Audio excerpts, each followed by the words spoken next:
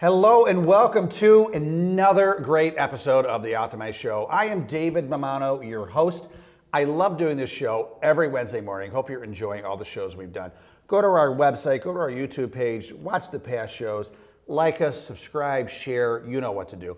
So today's show is extra special because I'm here not only with a great leader, a great entrepreneurial leader here in Rochester and beyond, but a longtime friend, and I've been very involved with her organization, Gayle Jagel from the Young Entrepreneurs Academy. So glad to have you here. Thanks for having me on the show. Thanks. This is long overdue. Yes. I think I wanted to have you on months ago, but you're kind of a big deal. You're very popular, and I appreciate you made the time. Absolutely. Thank you. So Young Entrepreneurs Academy.org. Yep. Right, it's a nonprofit. This has been going on for how long? We'll be celebrating our 20th anniversary this May. 20 years in May. That's incredible. Thank you. And I have been very involved since the beginning on your board. I'm teaching the class now. Yep. I taught it 15 years ago-ish. I've been an investor, a host. I just love what you're doing and I'm going to do very high level and let you go deep. But the Young Entrepreneurs Academy, YAY is the nickname. Well, what it does is it gives young people, junior high, high school students, the opportunity to not only learn about being an entrepreneur, learn about starting a business, they actually get to literally and legally start a business. Absolutely. It starts from the idea phase. If they don't have an idea, we help them develop an idea. Yep. They actually do it. They get their DBA, which is the paperwork, so they literally have a real business. Yep. They get pro bono work from lawyers and accountants and mentors and designers. Yep. And many of them leave actually continuing the business after the program, right? Absolutely. So it's so amazing. And what I love is just seeing the students just light up more and more throughout the whole program. Yeah. Not only about entrepreneurship, but just about overall confidence. I think that's a big piece of the program. Oh, absolutely. Is they're just growing up. Absolutely. They have to get on stage and speak to a panel of investors. Yeah. They have to do a trade show, right? So, I mean, talk about doing that in 7th or 8th grade. I mean, it's unbelievable. Well, then a book report in front of your school class becomes really easy after you pitch your idea to adult investors on a stage. Yeah. Oh, yeah, and I would just think too, peer pressure, you have more confidence to just stand up for yourself and everything. So Absolutely. So going back 20 years, congratulations. Thank you. Tell us how it got started. How did YAY begin? Sure, and you did a great explanation, so thank you for that. Yeah. I was working at the University of Rochester, and my job was the director of the Office of Special Programs. So my responsibility was to get middle and high school kids onto the campus at the University of Rochester and get them excited about what was possible academically. Loved my job. And the bosses, the dean of the college and the president of the university, came to me and said, we as a university, we're going to apply for a grant from the Kauffman Foundation. And did I have any ideas for my area of responsibility? So the Kauffman Foundation is all about entrepreneurship education. So I said, yes, why don't we start an academy for little kids, have them come up with a big idea, pitch for funding, open a bank account, get an EIN number, file for a DBA, meet with attorneys, accountants, mentors, all of the steps, and actually graduate with a fully formed, legally registered business that they could continue running after graduation. So the bosses said, that sounds like a great idea, go ahead and write that up. So I wrote up sort of the outline of what I was planning to do. We submitted it to the Kauffman Foundation, and the Kauffman Foundation awarded the University of Rochester $3.5 million with a 2-to-1 match requirement. So this meant the University of Rochester was going to invest over $12 million in entrepreneurship education. They did not give me a big bucket of $12 million and say, start the Young Entrepreneurs Academy. It was for projects. The Young Entrepreneurs Academy was one of those projects, and then there were a handful of other projects throughout the university. So we drafted up the curriculum, we created all the schedules, we created all the marketing materials, and we talked to business leaders and said, would you be excited about being a guest speaker and hosting a field trip or being a judge? And the reception from the business community was overwhelmingly positive.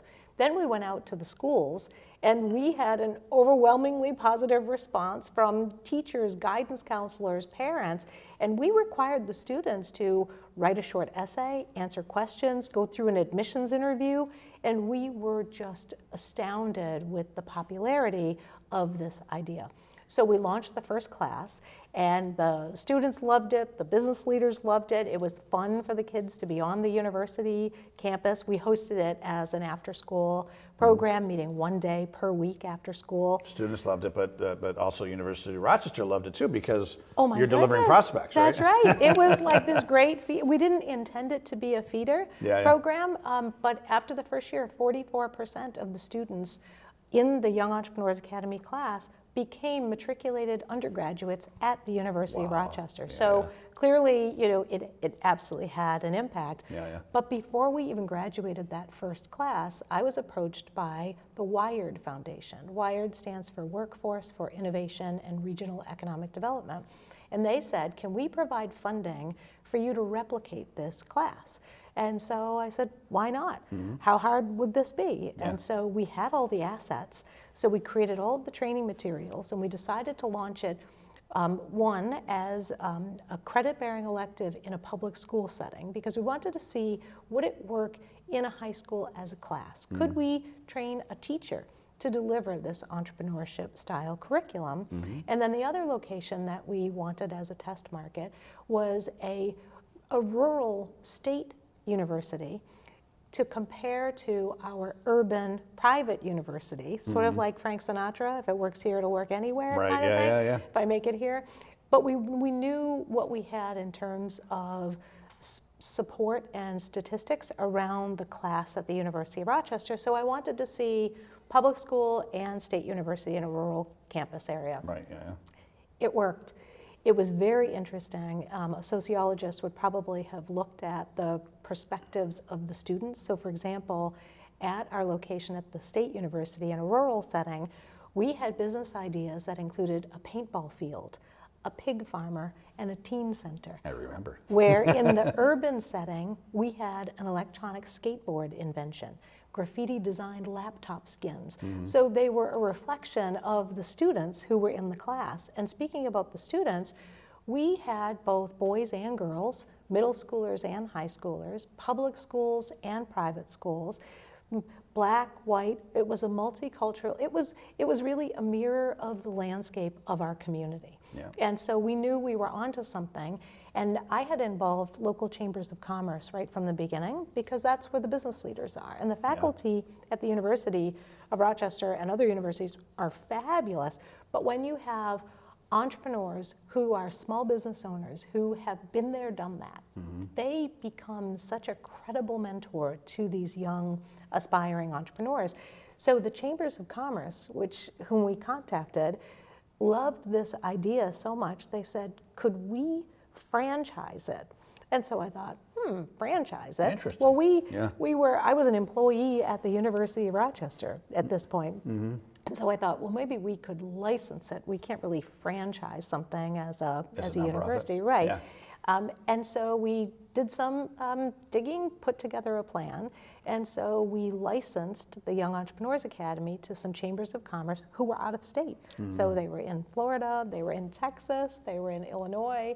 And what was really interesting is at that point, the then dean of the Simon Business School, Mark Zupan, who has been very supportive and so influential in our growth and trajectory, he suggested that we spin off from the University of Rochester, form our own 501c3 for the purposes of expanding nationwide to serve students everywhere.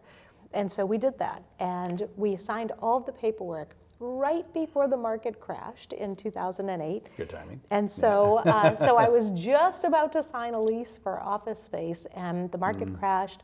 A funder that we had lined up needed to back out because they lost 40% of their net worth and couldn't support this endeavor. And so I thought, well, we are entrepreneurs. We need to think like entrepreneurs. So I asked the landlord if we could have some other space for free for a few months until we got our legs underneath us, because I did not want to sign a lease not knowing if we could pull this off. And so they said, absolutely, because we think you're going to be a good tenant. So turned out they were right. We were a 15-year plus tenant. And so I thought, fundraising is not going to be an option right now, but we can convince communities to launch this and as part of our licensing adventure. And so I called it Smiling and Dialing. I spoke with chambers of commerce, school districts, universities, colleges, community colleges, all over America. And so we had 7 locations at that time. And I guess I could have decided to just stop, right? I could have decided to stop those classes, regroup, figure out what a long-term plan looked like. Or we could continue running those 7 classes and continue to license locations until we were at a break even or generating a small surplus. And so I went with the latter, the Smiling and Dialing, and we went from 7 locations in that year of 2000, it was the 2009 graduating class, to 21 locations in 2010. So within 1 year? Within 1 year, we we tripled. Yeah. And then we tripled again. We went to, well, doubled. We went to 42 locations. And then we grew to 86 locations. And during that time, we had student success stories that were really helping with the publicity, because we really didn't have money to do marketing or advertising, but the impact was speaking for itself. We had a student make it onto Shark Tank. Rachel Zeitz from our Boca Raton, Florida program. Her invention is basically a bounce back, a pitch back net for practicing lacrosse skills. Her company is called Gladiator Lacrosse. She made it, she was a student of ours when she was 13. Wow. In 2 years, she generated $300,000 worth of sales. Wow. She made it onto Shark Tank on her 15th birthday. That's when they did the taping. Yeah. And she ended up signing a $10 million deal with Dick's Sporting Goods. The popularity of that show cannot be underestimated. Isn't that incredible? And then she continued running the class through, or the business through high school. She got accepted to Princeton, went to Princeton, continued to run her business from her dorm room. And it's just, and her company, she bought. And she's still doing it. Oh yeah, and she bought another company. Wow. Casey Powell, who's a big lacrosse star from actually upstate New York, became her brand ambassador. And so she continues to run that company. But what was interesting is because we were getting that publicity, we had companies and organizations contacting us. So Phil Saunders reached out to us, and he had the idea to host a college scholarship competition, to host a national competition. And he said, how about at each of the investor panels around the country, because the kids pitch, as you know, for funding. So not only do those business leaders invest in the kids' businesses, but they pick the one business who they feel has the most potential for success. We fly those kids to Rochester. They compete at RIT, the Saunders College of Business, and they're competing for cash prizes, but more importantly to their parents, I think, college scholarships. So RIT, as an example, provides a $30,000 first place college scholarship. $30,000. Second place is $24,000. Third place is $20,000. Right. And that was, you know, because we were gaining sort of publicity and general knowledge about the impact. Someone like Phil Saunders, who is a legendary entrepreneur, invented this college scholarship and funded it. And you know, he was a benefactor for more than 10 years. And so we also were able to partner with the National Association of Women Business Owners, because 49% of our students are girls. So their chapters started launching the program. The United States Chamber of Commerce took an interest to us, because this was really helping local chambers of commerce to become more relevant, more trendy, you know, younger members. More ingrained in the community, making a difference. Probably you're giving them great ideas for them to live their mission stronger. Absolutely, and creating that next generation of entrepreneurs who would be those next generation of chamber members. Some chambers, a lot of them are great, but a lot of them are just like, oh, it's a place to get a healthcare discount, and I'll go to 2 workshops a year.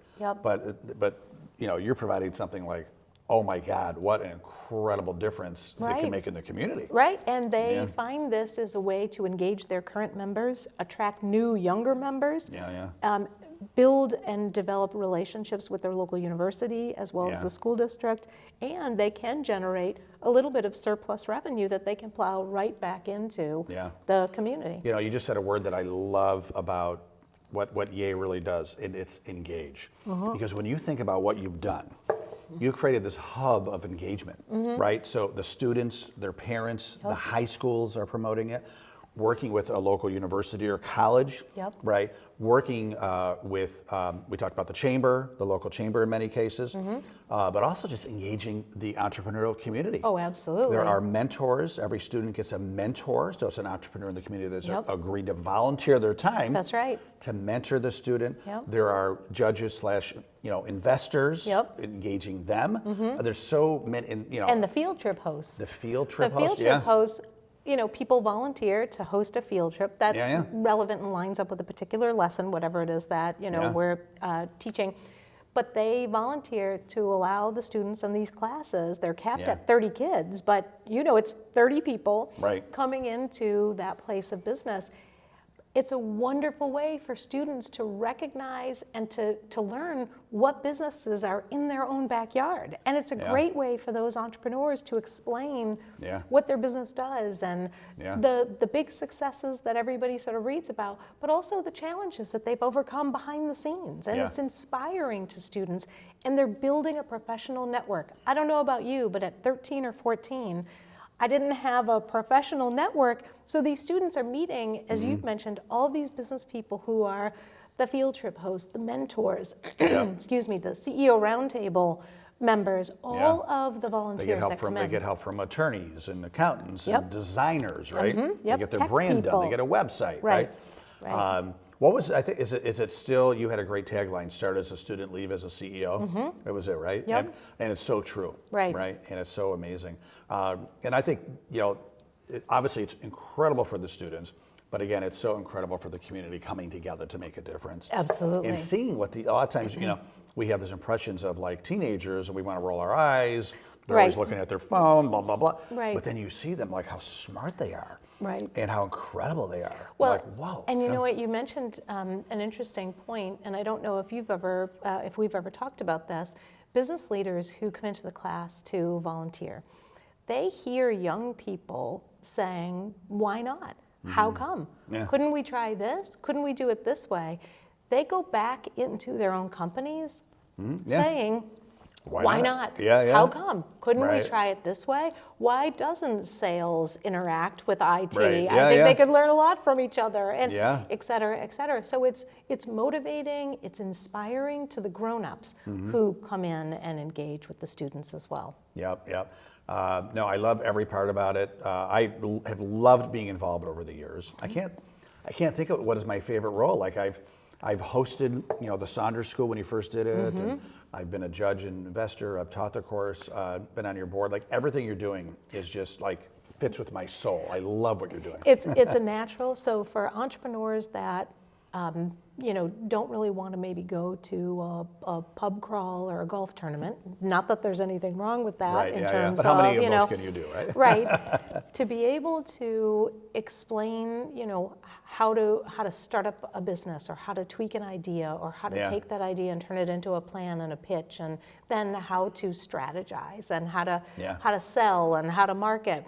That tends to be really exciting for people who have started their own business, to teach a student who wants to be there. And that's, I think, the other part of this.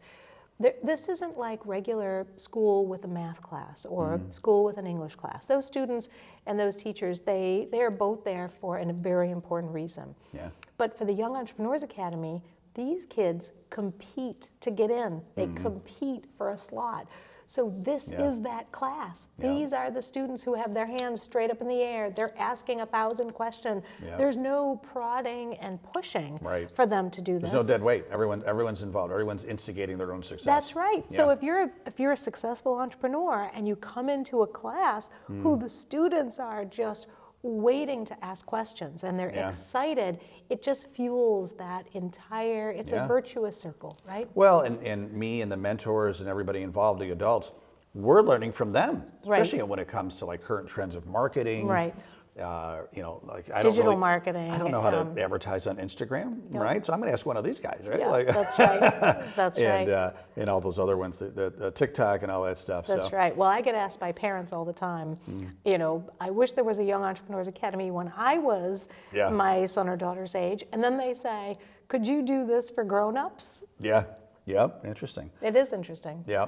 So another thing that's coming to me too is, how they say the best student is the teacher. Like you were at U of R as an employee, right? And with an entrepreneur program, and look what it did to you. I'm an entrepreneur. I can absolutely. And I love you. So we got to 7 locations, and I could have just taken it easy and take stock. But no, right? I mean, that's right. That's an entrepreneur talking, right? That's right. That's right. And I think it's important to practice what you're teaching. Yeah. And so we are absolutely 100% on an entrepreneurial journey, just parallel to the students, right? We're past startup, we're past proof of concept, but we are in growth mode. Yeah. We see a future that the Young Entrepreneurs Academy is in every state across America. We see a future where we have the Young Entrepreneurs Academy embedded in thousands of high schools across America. It's almost like your duty. Like it's such a good program. Like we have to get it as much as we can. It's important work. I mean, this is pursuit of purpose. This is mission-minded. Yeah. It's life-changing. Well, and we have parents that call us to say, thank you, you helped my child find their voice. Yeah. And for them to be, for parents to recognize that transformation in their own sons and daughters, that's really meaningful work. And whether or not the cookie business or the t-shirt business continues for years and years, that doesn't matter. We not only taught a student how to start a business from an idea, right? The definition of entrepreneurship, right? The transformation of an idea into an enterprise that creates value, allowing the entrepreneur to decide what value means to them. So we've taught them that process so they can use their yay binder, as the kids call it, and they can start second businesses, third businesses, and we've seen that. I mean, we had a student, template, right? We had a student who was with us in 8th grade, and he started a logoed candy bar wrapper as fundraisers for schools and athletic teams. And fast forward, he then became a Teal Fellow, got pulled out of college with a cash prize award to start a business. He then founded a second business, a third business, and when he exited from his third business, he exited for $633 million. Wow. And he's been a judge for us, and he believes in the program so much so that he says, yay, changed his life. It was the spark. It put him on that path. Yeah. And, one of our students owns now 4 luxury boutique hotels. Yeah. And he said that yay changed And he had a his different way of business in thinking. Yay. I mean, I know Yes. them. And that's what I love about Yay is even if it's not your business that you leave with and you do something else, we tell the kids this, even if they don't become an entrepreneur afterwards, at least we're teaching them to think with an entrepreneurial mind. Absolutely. They get a job. How else can this be done?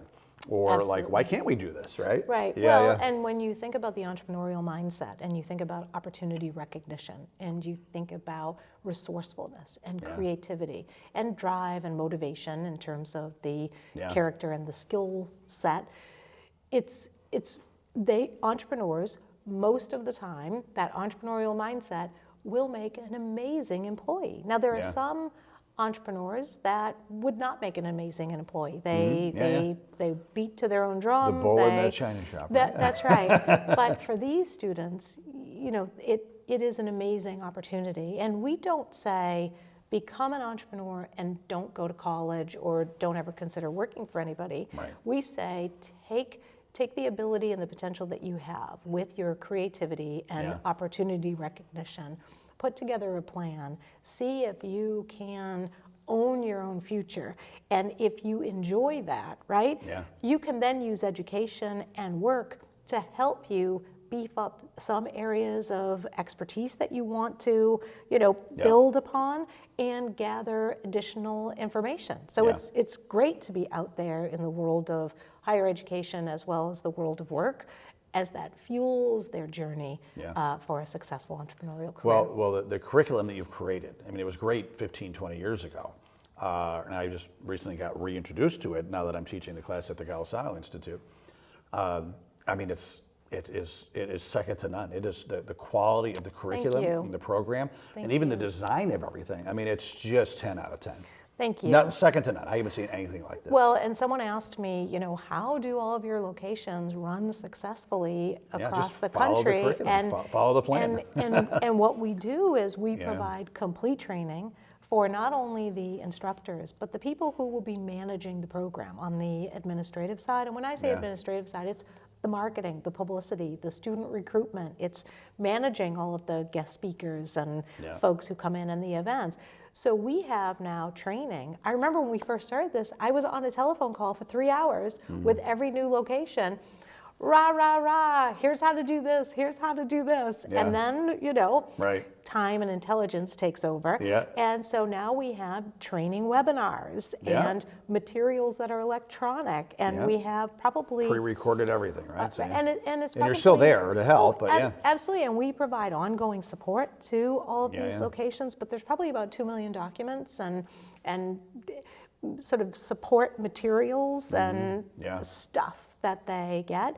So we really can say to somebody, flip a switch and here's what you need to be able to, it's like McDonald's, right? Just like, I don't really know anybody at corporate McDonald's, but they probably give you the fry-o-lator, the shake machine, teach you how to make the French fries, tell you what the times for the drive-through should be, right? How to hire the staff. Turnkey. So that was sort of in my mind what I envisioned for us, because I want every community across the country to be able to launch their own Young Entrepreneurs Academy and have it be their local businesses that are the field trips and their local business people that are the guest speakers. Because that makes it personal to them. And what better way for students to develop that professional network and engage each local community? I mean, I guess we could get corporate sponsors to be one law firm, one insurance agency, one tech company. But I feel like there's so much more in every community that can help to inspire and become that catalyst in that entrepreneurial adventure for these young people. And to get back to what you were saying before, it just engages that community that much more. That's right. And then they own it. And then it's their entrepreneurial story. That's the way it should be. Right. That's the way it should be. No, it's incredible. So let's say someone watching this is like, oh my God, I need this in my community. So absolutely. Let me give the overview, and then you can get a little bit deeper. So the ideal way, we'll say the model way it works, is a Chamber of Commerce will be like, yes, we want this because we recognize the benefits of it. It's going to be something that allows us to further our mission in the community, especially with business, entrepreneurship, a lot of times youth. Right, it engages our members, it gives our members more of a purpose to get involved with the chamber and the community. And frankly, if they do it right, it also is another revenue stream for them. And it attracts new members too. Attracts new members, probably retains current members, Absolutely, right? So beautiful. And then they will reach out to a local university or college and say, let's, we want to have it at your campus. And we talked about the benefits of that is you're bringing incredible, top of the top students to your campus who most likely will apply there. Exactly. A lot of them, right? You're bringing all the business leaders to that campus. The business leaders, maybe alumni. It's a great, the university is a great way to engage alumni. The positive publicity. Great publicity. It's great. I mean, it's all around. And then just engaging with the local high schools and that community as well. And those school districts, the local high schools and middle schools, they become the communications champion, right? They can communicate this with parents and students so that those kids have a chance at a spot. There's only 30 spots, right? And in many communities, there's 6 or 8 school districts in a 40-mile radius around that fantastic, prestigious university, right?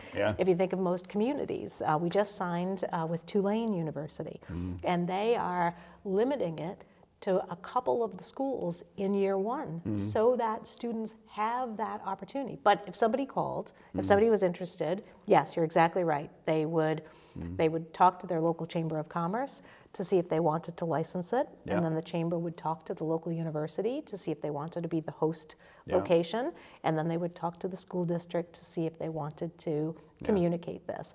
And it also can run as a credit-bearing elective in a high school, both amazing. public and private. Yeah. And so if somebody was watching this and said, you know, we don't have a university in our community, and maybe we don't have a chamber of commerce in our community, but we have a dynamite school district, and we'd love to help the school license this as a class. And the timing, typically schools look at new programs between October and March of this year for then the next year. Right. And so, and chambers of commerce look at programmatic changes, you know, throughout the year, and our program can start 3 different times throughout the year, so there's never a wrong time to investigate this as an option. Yeah. And wouldn't that be wonderful if people are motivated to Oh. say, I want to bring the Young Entrepreneurs Academy to my community? Yeah. That'd be great. That would be incredible. And then again, the top entrepreneur through each program gets elevated to the national competition. Absolutely. Here in Rochester at the RIT Saunders School of Business. Yep. And by the way, the Saunders School of Business it's a nationally ranked, incredible Oh, it's fabulous. school of business, it's right? absolutely And fabulous. I'm very involved. I do a lot of speaking. I know a lot of professors there. I know a lot of the programs there. Yep. It is an incredible, like very intensive program. Oh, it's unbelievable. And it would actually, they do a lot of the things that you do at the college level almost, where they have business plan competitions and things like that, and it would continue that path for them, right? Absolutely, Yeah, and yeah, a Saunders MBA is Yep. like extremely prestigious. And what Yeah. we've seen over the years, those winners in each of those communities that we bring to Rochester, Yeah. the kids who don't win first, second, third, or the People's Choice Award, there are students who have become matriculated undergraduates at the Saunders College of Business Yeah. because it's such a fantastic school. So we have become sort of a great prospecting sort of organization because Yeah. we are identifying the best of the best across America. And so it's a wonderful opportunity. And if Yeah. there are other colleges that want to provide scholarships, we have other schools Yeah. that have volunteered to provide scholarships as part of the prize package. Yeah. That's a wonderful way to be exposed to these kinds of students. Yeah. And it's a great way to sort of sweeten that purse for students to choose, because Yeah. maybe, the Saunders College of Business is fantastic, but if somebody wants to go to the Culinary Institute of America because they want to learn about cooking, or the Pratt School of Design, or if there's some Right. other vocation that they want to own a business around, but they really want to get that, that fabulous education. So having schools participate, that's another way that people watching can get involved as well. Yeah, that's terrific. And for those of you outside of Rochester, RIT, just to clarify, is Rochester Institute of Technology, RIT, which, did you know, you probably know this, but RIT is currently the 11th largest private college in the country. I did not know that. How about that? That's great. Isn't that incredible? It's fabulous. Yeah, I always go, when I travel around the country and I'll say I'm from Rochester, oh, I went to RIT, my brother went to RIT, my sister went to RIT. So between that and U of R, we're pretty lucky, right? So- Absolutely, absolutely. Yeah. Well, Gayle Jagel, Young Entrepreneurs Academy, the founder, the CEO, you are a shining example of being an incredible entrepreneur yourself, doing Thank you. such great things Thank you. for our country. I'll say our community, but our country, and more to come. Absolutely. But you are kind of a version of a farmer planting all these beautiful entrepreneurial seeds all over the country, right? Thank you. And it must be really gratifying for you to say, because of your program, people, I know Eric is the one that has those hotels. I mean, Yep. in the lacrosse student, and they have their own businesses because of you. So it's got to be so gratifying. It's the best job in the world. Right, yeah, excellent. So Absolutely. people want to learn more, where do they go? YEAUSA.org. Great, and that's the best way to reach you as well. Yes, they can Okay. send an email, and Yeah. I'll be excited to connect. Very good. If anybody wants a personal connection, email me, and I'd be happy to make an intro as well. So, Absolutely. Gayle, thank you so Absolutely. much. Thank Appreciate you. you. I'm Thank so you. excited to be Thank involved and you. honored to Nice. be involved And of course, wishing you massive continued success. Thank you very much. Yeah, Appreciate thank you, it. Gayle. And thank you, everybody, for watching another, I think, outstanding episode of the Optimize Show. So happy to have you here. Please share this, like us, do all that great stuff to make sure that more and more people are watching the Optimize Show, especially this episode, which was so phenomenal. Thanks again so much. Have a great day, and make sure to stay awesome.